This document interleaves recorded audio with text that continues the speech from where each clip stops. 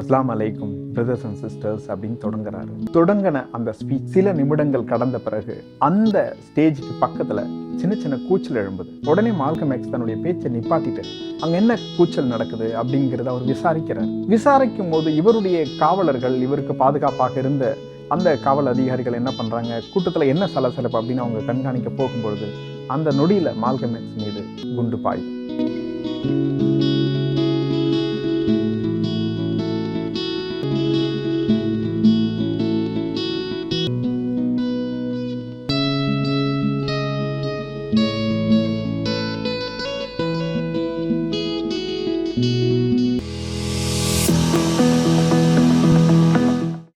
வணக்கம்.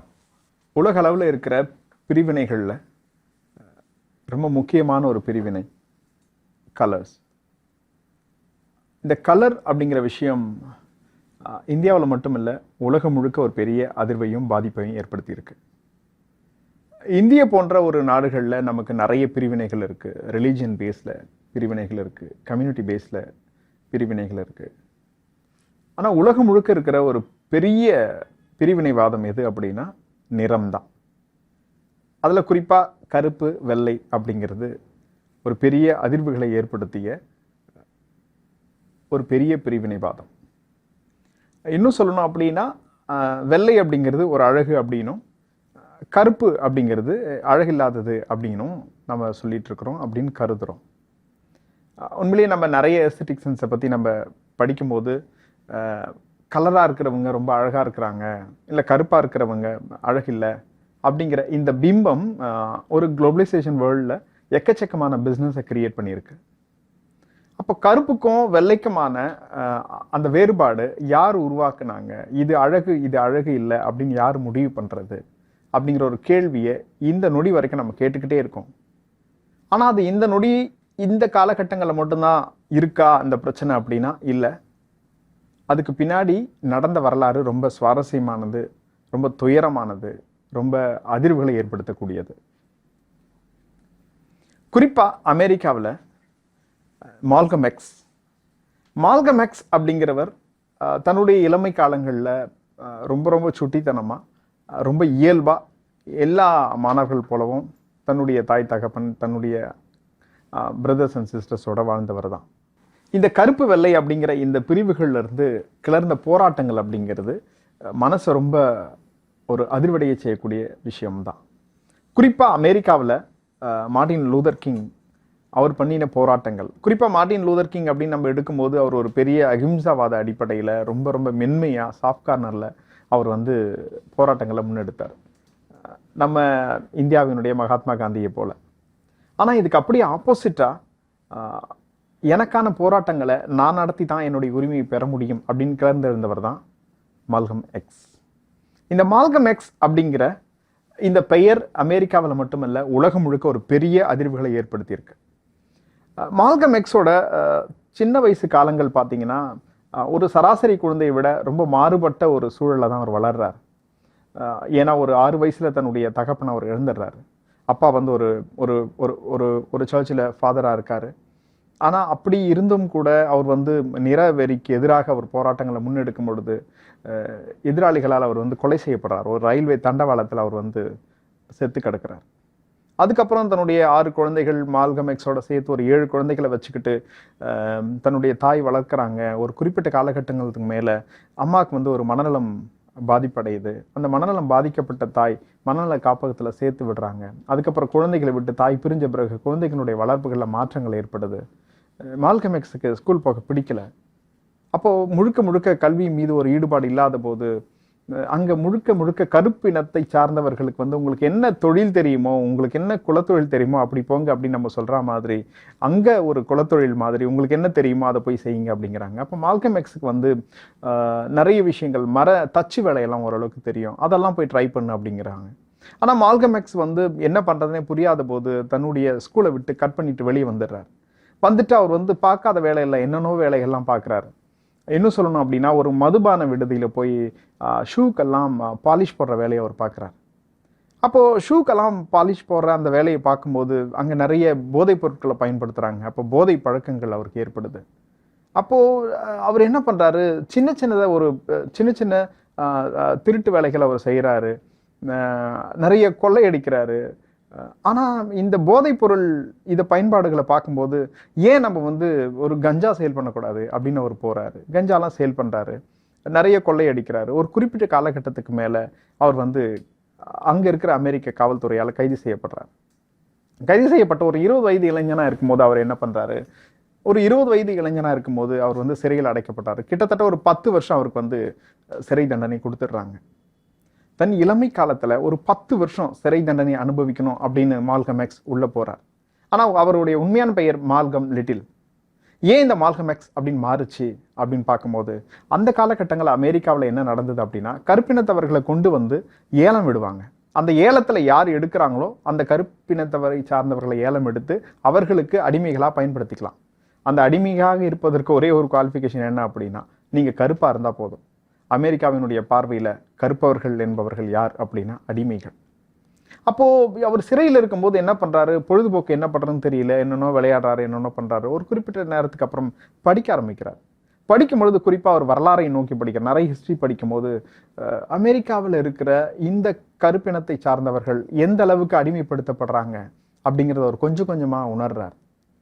அப்படியே உணர்ந்துகிட்டு இருக்கிற கருப்பினத்தை சார்ந்த அந்த வழிகளை அவர் புரிஞ்சுக்கிற அந்த காலகட்டங்களில் வெளியே இருக்கிற தன்னுடைய சகோதரர் வந்து அவருக்கு வந்து லெட்டர் எழுதிக்கிட்டே இருக்கிறார். அந்த லெட்டரில் இந்த மாதிரி கருப்பினத்தை சார்ந்த நாமெல்லாம் எவ்வளோ கஷ்டப்படுறோம் அப்படிங்கிற டேட்டாஸ் எல்லாம் அவர் கொடுத்துக்கிட்டே இருக்கும்போது, இதுக்கு எல்லாத்துக்கும் ஒரே ஒரு விடிவு தான் இருக்குது, அந்த விடிவை நான் கண்டுபிடிச்சிட்டேன் அப்படின்னு அவர் சொல்கிறார். அதுதான் நேஷனல் ஆஃப் இஸ்லாம், NOI.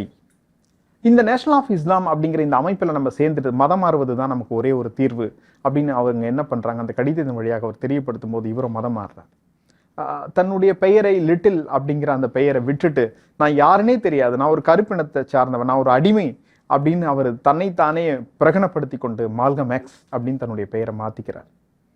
அப்போ முழுக்க முழுக்க கருப்பினத்தை சார்ந்தவர்களுக்கான விடுதலைக்காக அவர் வந்து போராட்டங்களை முன்னெடுக்கணும் அப்படின்னு ஆசைப்பட்ட பிறகு அதை நிறைய அவர் படிக்கிறாரு, நிறைய விஷயங்களை தெரிஞ்சுக்கிட்ட பிறகு அவர் வந்து விடுதலையாகி வெளியே வந்த பிறகு அந்த நேஷனல் ஆஃப் இஸ்லாம் அப்படிங்கிற அந்த அமைப்பில் சேர்ந்து கருப்பினத்தை சார்ந்த அந்த மக்களுக்காக போராட்டங்களை முன்னெடுக்கிறார். நமக்கான விடுதலைகளை நாம தான் போராடி பெற முடியுமே தவிர, ஆனால் இன்னொருத்தர்கிட்ட போய் நம்ம கேட்டுக்கிட்டு இருக்க முடியாது.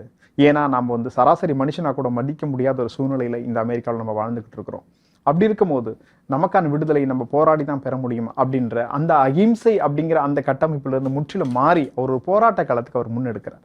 அது இளைஞருக்கு மத்தியில் ஒரு பெரிய வரவேற்பு கிடைக்குது. இன்னும் சொல்லணும் அப்படின்னா மால்கம் எக்ஸ் எங்கே பேசினாலும் அவ்வளோ கூட்டம் திரண்டுகிட்டு இருக்கு, அவ்வளோ கூட்டங்கள் சேருது. மால்கம் எக்ஸோடைய ஒவ்வொரு சொல்லையும் இளைஞர்கள் அப்படியே ஏந்திக்கிறாங்க. மால்கம் எக்ஸோட அந்த போராட்ட குணம் வந்து இளைஞர்களுக்கு கடத்தப்படுது. இப்படி நடக்கிற ஒரு சூழ்நிலையில 1965 வருஷம், மால்கம் எக்ஸ் பிறந்தது 1925 வருஷம் தான். 1965 வருஷம் ஒரு முக்கியமான சம்பவம் நடக்குது. ஹார்லம் அப்படிங்கிற அந்த டிஸ்ட்ரிக்ட்ல, நியூயார்க்ல இருக்கிற அந்த டிஸ்ட்ரிக்ட்ல ஆடுபோம் அப்படிங்கிற அந்த ஆடிட்டோரியத்தில் ஒரு 400 பேர் கூடியிருக்காங்க. 400 பேர் அப்படின்னா வெறும் அமெரிக்கர்கள் மட்டும் கிடையாது, அமெரிக்காவை சார்ந்த கருப்பினத்தவர்கள் மட்டும் கிடையாது, எங்கெங்கிருந்தும் வந்திருக்காங்க, ஜப்பான்ல இருந்தெல்லாம் வந்திருக்காங்க மால்கம் எக்ஸோட ஸ்பீச் கேட்கறதுக்காக. அந்த ஆடிட்டோரியத்தில் மால்கம் எக்ஸ் பேச போறார். அவ்வளோ க்ரௌடு, ஒரு 400 பேருக்கு மேலே உட்கார்ந்துருக்கிற அந்த ஆடிட்டோரியத்தில் மால்கம் எக்ஸ் பேசுகிறாரு. அஸ்லாம் அலைக்கும் பிரதர்ஸ் அண்ட் சிஸ்டர்ஸ் அப்படின்னு தொடங்கின அந்த ஸ்பீச் சில நிமிடங்கள் கடந்த பிறகு அந்த ஸ்டேஜுக்கு பக்கத்தில் சின்ன சின்ன கூச்சல் எழும்புது. உடனே மால்கம் எக்ஸ் தன்னுடைய பேச்சை நிப்பாட்டிட்டு அங்கே என்ன கூச்சல் நடக்குது அப்படிங்கிறத அவர் விசாரிக்கும் போது இவருடைய காவலர்கள், இவருக்கு பாதுகாப்பாக இருந்த அந்த காவல் அதிகாரிகள் என்ன பண்ணுறாங்க, கூட்டத்தில் என்ன சலசலப்பு அப்படின்னு அவங்க கண்காணிக்க போகும்பொழுது அந்த நொடியில் மால்கம் எக்ஸ் மீது குண்டு பாயுது. முதல் வரிசையில் உட்கார்ந்துட்டு இருந்த ஒருத்தர் கோட்டுக்குள்ளே இருந்து தன்னுடைய துப்பாக்கி எடுத்து மால்கம் எக்ஸை சுட்டுக்கிட்டே இருக்கிறார். எங்கிருந்து வந்தாங்கன்னு தெரியல. இன்னும் 2 பேர் சேர்றாங்க. மால்கம் எக்ஸனுடைய உடம்பு முழுக்க குண்டுகள், 16 குண்டுகள் பாயுது. மால்கம் எக்ஸ் சரிஞ்சு விழுறார். யார் சுட்டாங்க, என்ன எதுவுமே தெரியாது. அந்த 16 குண்டுகள் பாய்ஞ்ச உடனே, மால்கம் எக்ஸ் சரிஞ்சு விழுந்த உடனே, மால்கம் எக்ஸை உடனடியாக என்ன பண்ணுறாங்க, பக்கத்தில் இருக்கிற மருத்துவமனைக்கு அழைச்சிட்டு போகிறாங்க. மருத்துவமனையில் அங்கே காவல்துறை அதிகாரி, மால்கம் எக்ஸோட காவல்துறை அதிகாரி ஒருத்தர் என்ன பண்ணுறாரு, தன்னுடைய வாயை மால்கம் எக்ஸோட வாயோட வச்சு ஆக்சிஜன் எதாச்சும் கொடுத்து கொஞ்சம் ஹார்ட் பீட் கொஞ்சம் நமக்கு ஸ்டார்ட் ஆகிடுச்சுன்னா பிரச்சனை இல்லை, காப்பாற்றிடலாம் அப்படின்னு ட்ரை பண்ணுறாரு. முடியல. ஆனால் ஹாஸ்பிட்டலுக்கு கொண்டு போயிடுறாங்க. அங்கே எப்படியாச்சும் முயற்சி பண்ணுறாங்க, அவருடைய மார்பை பிளந்து இதயத்தை எப்படியாச்சும் துடிப்பு கொண்டு வந்துடலாம் அப்படின்னு முயற்சி பண்ணுறாங்க. ஆனால் மால்கம் எக்ஸ் இறந்துட்டார். மால்கம் எக்ஸ் இறந்துட்டார் அப்படிங்கிற விஷயத்தை வந்து வெளியே வந்து சொல்கிறாங்க. ஆனால் என்ன ஒரு பெரிய அதிசயம் அப்படின்னா, மால்கம் எக்ஸ் கொல்லப்படுறாரு. மால்கம் எக்ஸை கொன்னவங்களை பிடிக்க முடியல. ஒருத்தன் தப்பிச்சு ஓடுறான், அவனை பிடிச்சு என்ன ஏதுன்னு கேட்குறாங்க. அவனை காலில் ஒருத்தனை குண்டடி சுடுறாங்க. ஆனால் யாரால எது நடந்துச்சு அப்படிங்கிறது இன்னைக்கு வரைக்கும் ஒரு பெரிய கேள்விக்குறியாக இருந்துகிட்டே இருக்கு. ஆனால் மால்கம் எக்ஸ் யார் சுட்டாங்க அப்படின்னு தெரியாது, யார் இந்த க்ரௌடில் வந்து இருக்கிறாங்கன்னு தெரியாது. ஆனால் மால்கம் எக்ஸோட கோட்டுக்குள்ளார ஒரு சின்ன பேப்பர் இருக்கு. அந்த பேப்பர் எடுத்து பார்த்தா மால்கம் எக்ஸ் இந்த 5 பேரால தான் நான் கொலை செய்யப்படுவேன் அப்படின்னு எழுதி வச்சிருக்காரு. அந்த 5 பேரும் அந்த ஆடிட்டோரியத்தில் இருந்திருக்காங்க.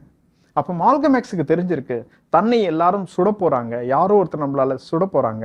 அப்போ காவல்துறையை சார்ந்தவர்கள் வந்து இன்டர்வியூ தரும்போது சொல்றாங்க, மால்கம் எக்ஸுக்கு வந்து நாங்கள் ஒரு 20 முறைக்கு மேலே எச்சரிக்கை கொடுத்தோம், நாங்கள் வந்து பாதுகாப்புக்கு வரோம் அப்படின்ட்டு. ஆனால் மால்கம் எக்ஸ் வந்து ஒரு முறை கூட அவர் வந்து எனக்கு பாதுகாப்பு வேணும் அப்படின்னு கேட்கவே இல்லை.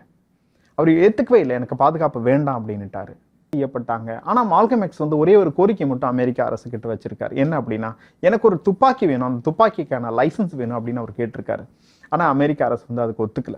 அப்போ இந்த கேள்வியை அங்கே இருக்கிற பத்திரிகையாளர்கள் கேட்குறாங்க, ஏன் மால்கம் எக்ஸுக்கு வந்து துப்பாக்கிக்கான லைசன்ஸ் தரல அப்படின்னு கேட்கும்போது அதுக்கான பதில் அங்கிருந்து காவல்துறையிலிருந்து வரல. இது அரசா ஏற்பாடு செய்து வெள்ளை இனத்தை சார்ந்தவர்கள் வந்து மால்கம் எக்ஸ் கொன்னாங்களா, இல்லை அவர் நேஷனல் ஆஃப் இஸ்லாம் அப்படிங்கிற அந்த அமைப்பில் இருக்கும் பொழுது அந்த அமைப்பினுடைய லீடரை விட ரொம்ப தீவிரமாக அவர் செயல்பட்ட பிறகு அங்கிருந்தே ஒரு எதிர்ப்பு கிளம்பியது அப்படிங்கிற ஒரு கதையும் இருக்கு. அப்போ எதனால் இந்த மால்கம் எக்ஸ் கொல்லப்பட்டார் அப்படிங்கிறது நமக்கு தெரியவே தெரியாது. அந்த இடத்துக்கு பக்கத்தில் இருக்கிற ஹோட்டல் தெரேசா முன்னாடி எக்கச்சக்கமான க்ரௌடு சேர்ந்துருக்கு. மால்கம் எக்ஸ் இறந்துட்டார் அப்படிங்கிற அந்த செய்தி கேட்டு உலகமே அழுதுகிட்டு இருக்கு. அங்கே இருக்கிறவங்க எல்லாம் கண்ணீர் வடிக்கிறாங்க.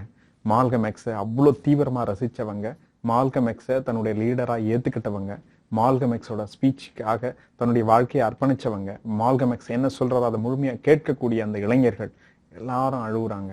என்ன பண்றதுன்னு தெரியல. மால்கம் எக்ஸ் அப்படிங்கிற ஒரு மாபெரும் இமயம் சரிஞ்சாச்சு. ஆனா பெட்டி எக்ஸ், மால்கம் எக்ஸோடைய மனைவி பெட்டி எக்ஸ் என்ன பண்றாங்க, மால்கம் எக்ஸ் இறந்துட்ட பிறகு மால்கம் எக்ஸை வந்து புதைக்கணும். ஆனா அவங்க ஒரு கோரிக்கை வைக்கிறாங்க. மால்கம் எக்ஸ் கொல்லப்பட்டது வந்து ஒரு ஞாயிற்றுக்கிழமை ஒரு 3 மணி போல அவர் கொல்லப்படுறாரு. ஆனால் மருத்துவமனைக்கு கொண்டு போயிட்டு திங்கக்கிழமை தான் நமக்கு பாடி கிடைக்குது.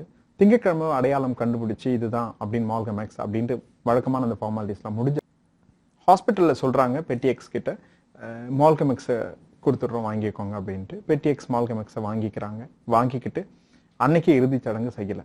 இஸ்லாத்தோட ஒரு முறை இருக்குது என்னன்னா, ஒரு 24 மணி நேரத்துக்குள்ளார ஒரு உயிரிழந்த அந்த சடலத்தை வந்து புதைச்சாக்கணும் அப்படின்றது.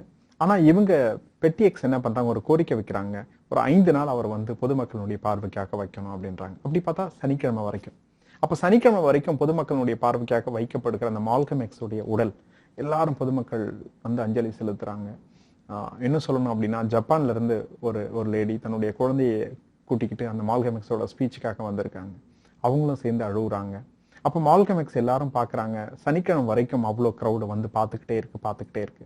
இப்போ மால்கம் எக்ஸை வந்து அடக்கம் செய்யணும். அப்போ இஸ்லாமிய முறைப்படி இதை அடக்கம் செய்ய முடியாது அப்படின்னு மறுத்துட்ட பிறகு என்ன பண்றதுன்னு தெரியாது. அப்பா வந்து ஒரு பாதிரியார். அப்போ ஒரு கிறித்துவ முறைப்படி அடக்கம் செஞ்சிடலாம் அப்படின்ட்டு அங்க இருக்கிற நியூயார்க்ல இருக்கிற சர்ச் எல்லாம் போய் கேட்குறாங்க அடக்கம் பண்றதுக்கு. எந்த சர்ச்சுமே அவருக்கு வந்து கரிசனம் காட்டல. எந்த சர்ச்சும் மால்கம் எக்ஸை புதைப்பதற்கான ஒரு உரிமையை தரவே இல்லை. அப்போ பிஷப் ஆல்வின் கிட்ட போய் கேட்கும்போது பிஷப் ஆல்வின் வந்து ஏற்கனவே மால்கம் எக்ஸ் தெரிஞ்சவர் அப்படிங்கிறதால, இது மத முறைப்படி என்னால் அக்செப்ட் பண்ணிக்க முடியாது, என்னோட சர்ச்சில் மால்கம் எக்ஸை நான் வந்து அடக்கம் செய்யணும் அப்படின்னா என்னுடைய பர்சனலாக தான் அதை செய்ய முடியும் அப்படின்னு கருணை அடிப்படையில் பிஷப் ஆல்வின் வந்து அக்செப்ட் பண்ணிக்கிறார். அதுக்கப்புறம் மால்கம் எக்ஸ் வந்து அடக்கம் செய்யப்படுது. மால்கம் எக்ஸ் அப்படிங்கிற ஒரு மாபெரும் ஆளுமை இறந்தது அப்படிங்கிறது அமெரிக்க கருப்பர்களுக்காக மட்டுமல்ல, இந்த உலகத்தினுடைய அனைத்து கருப்பின மக்களினுடைய விடுதலைக்கான ஒரு குறியீடாகவும் நம்ம எடுத்துக்கலாம். மால்கம் எக்ஸ் இறந்தாச்சு. மால்கம் எக்ஸ் இறந்தது அமெரிக்காவில் இருக்கிற கருப்பினத்தை சார்ந்தவர்களுக்காக மட்டும் கிடையாது. மால்கம் எக்ஸ் அப்படிங்கிற அந்த போரின் குரல் உலகம் முழுக்க இருக்கிற கருப்பினத்தால் அவதிப்படுகிற, துன்பப்படுகிற, நிற வேறுபாட்டால் அவதிக்குள்ளாயிருக்கிற அனைத்து மக்களினுடைய ஒரு குறியீடா நம்ம மால்கம் எக்ஸை பார்க்கலாம்.